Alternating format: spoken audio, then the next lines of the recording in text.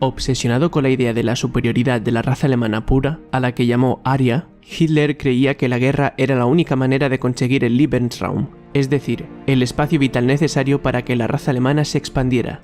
Este espacio vital fue planeado por el Gran Reich alemán y se estrechaba por el este hasta llegar a los Urales, en Rusia. Además, esta expansión incluía el Plan General del Este, un plan secreto de genocidio y limpieza étnica. Pero el área que realmente ocupó la Alemania nazi fue ligeramente distinta, ya que no ocuparon Suecia, pero sí Francia y otras regiones de Europa. Alemania pasó de ocupar 469.000 km² en 1925, bajo la República de Weimar, a ocupar 824.000 km² en 1940, ya como Alemania nazi. Pero si tenemos en cuenta además los territorios ocupados civil y militarmente en la guerra, la extensión total estaría cerca de los 2.700.000 kilómetros, lo que lo colocaría en el 10º país más extenso del mundo.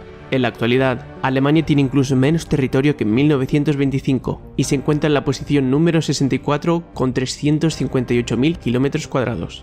Alemania sufrió varios problemas y errores que la condenaron a la derrota en la Segunda Guerra Mundial. Entre ellos podemos destacar una insuficiente economía de guerra en los primeros años, comenzar una guerra en dos frentes, líneas de abastecimiento débiles en el frente ruso, errores en batallas clave como la de Kursk o la de Stalingrado y declararle la guerra a Estados Unidos.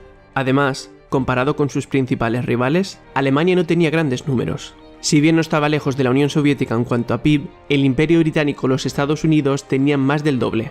Además, sus tres rivales tenían mucha más población y unas extensiones gigantescas de donde sacar recursos, y uno de los productos clave en la guerra era escaso en Alemania, mientras que abundaban en países como Estados Unidos y también en la Unión Soviética.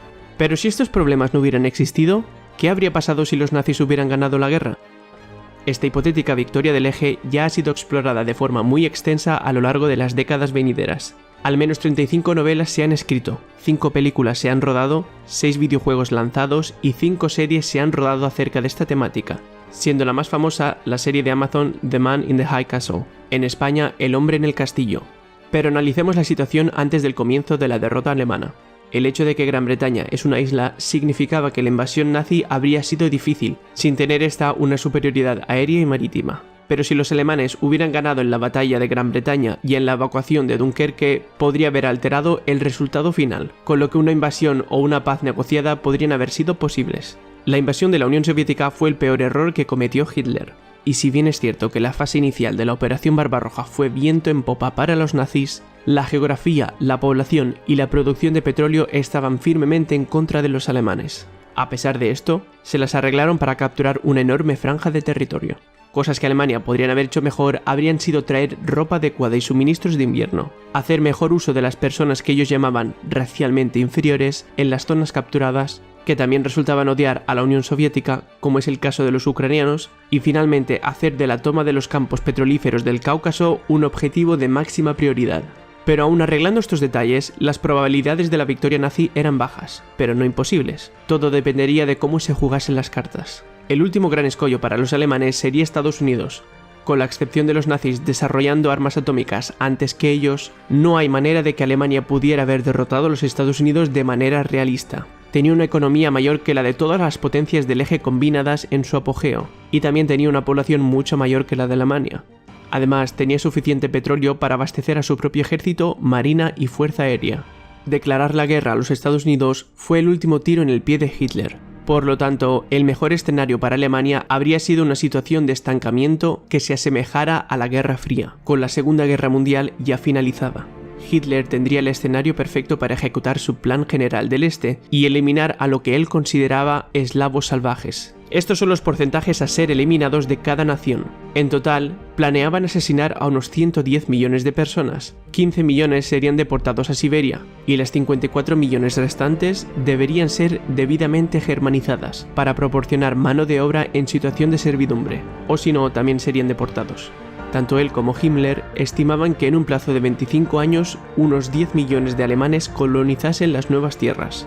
Pero los que correrían peor suerte serían los judíos. El plan de Hitler era exterminarlos por completo, y esta situación en muchos países ya era avanzada. En países como Polonia, Grecia, Lituania y Yugoslavia ya habían exterminado a más del 80% de los judíos. En total, el 60% de los judíos viviendo en estos países fueron asesinados. Con la victoria nazi, los casi 4 millones de judíos restantes hubieran tenido el mismo final, que sumados a los eslavos, la cifra de muertes extra causadas por la victoria de Alemania hubiera ascendido a 114 millones de personas. Para comparar, el cálculo aproximado de muertes en la Segunda Guerra Mundial es de 80 millones, lo que supuso el 3% de la población mundial. Un tercio de esas muertes fueron militares y 2/3 fueron civiles. Y siguiendo con las comparaciones, esta ha sido la guerra más cruenta de la historia. Solo ha habido 5 enfermedades que han matado a más personas a lo largo de toda la historia. Por lo tanto, la incógnita sería quién ganaría la Guerra Fría entre Estados Unidos y la Alemania nazi.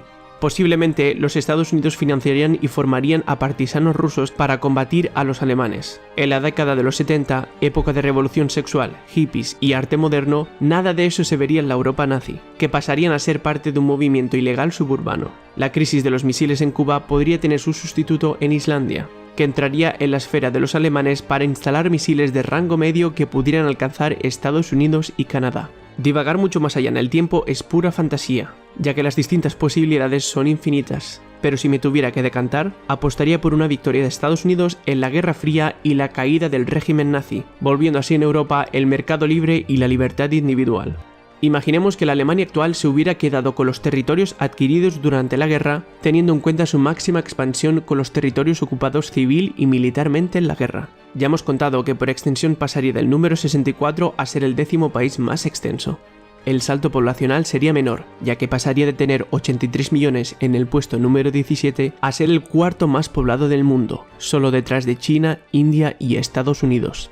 Las 5 áreas metropolitanas más pobladas serían París, Berlín, Stuttgart, Frankfurt y Katowice, siendo 3 de ellas en Alemania. En cuanto al PIB, China sentiría como se le acercan por la espalda, ya que Alemania tendría unos 9 billones de dólares, sobrepasando de forma holgada a Japón en el camino.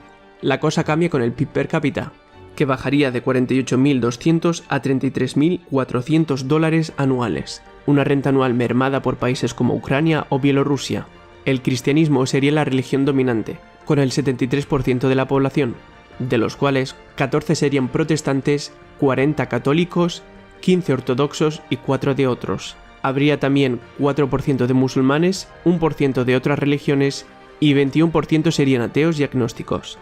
En el gasto militar ascendería de la posición número 9 a la tercera, otra vez por detrás de Estados Unidos y de China, pero lejos de Arabia Saudita.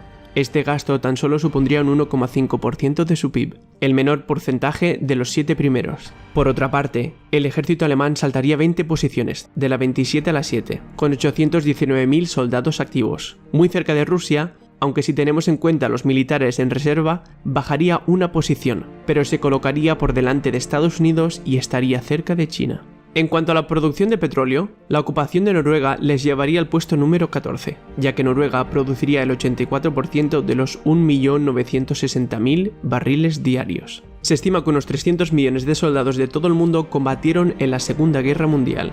¿Tienes algún familiar que participó? ¿Cuál es su historia? Comparte la respuesta en los comentarios y suscríbete para ver más vídeos como este.